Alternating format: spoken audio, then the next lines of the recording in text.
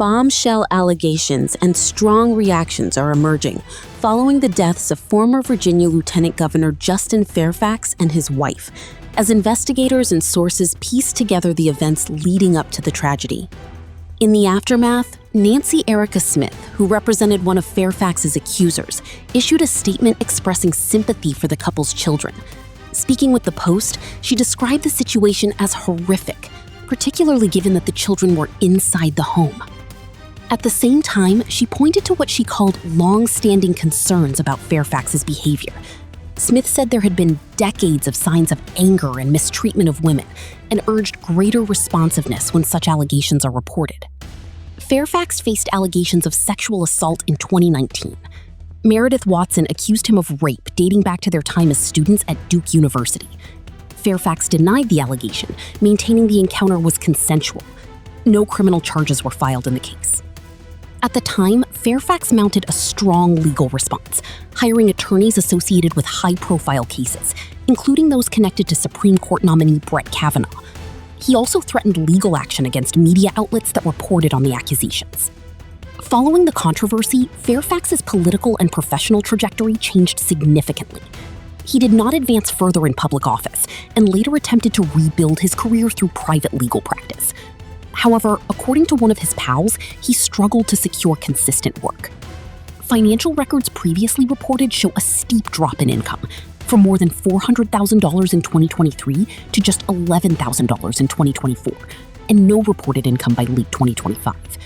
The friend told the Post that the inability to attract clients placed additional pressure on his personal life. As per the source, financial instability became a key point of tension in the marriage. Serena Fairfax, described as a successful professional, reportedly prioritized financial security and stability for the family.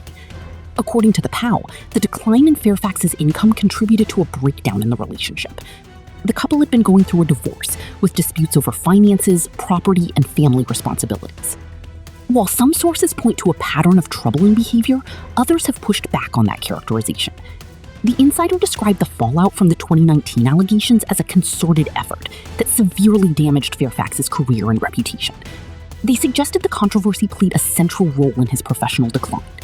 The same source questioned how events escalated to violence, pointing to a combination of financial stress, marital breakdown, and access to a firearm.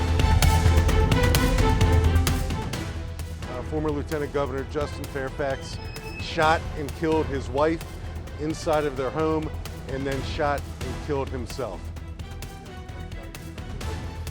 That this has been an ongoing domestic dispute surrounding what seems to be a complicated or messy divorce.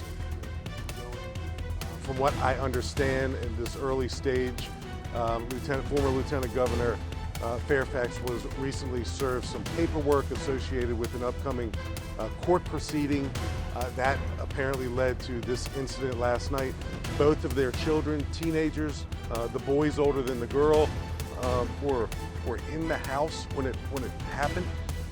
So that's horrible news for the family. Certainly a traumatic event for those children to live through. But we know that it all kind of culminated last night when Justin Fairfax shot several times, and killed his wife, ran to a different part of the home, and then killed himself with the same firearm.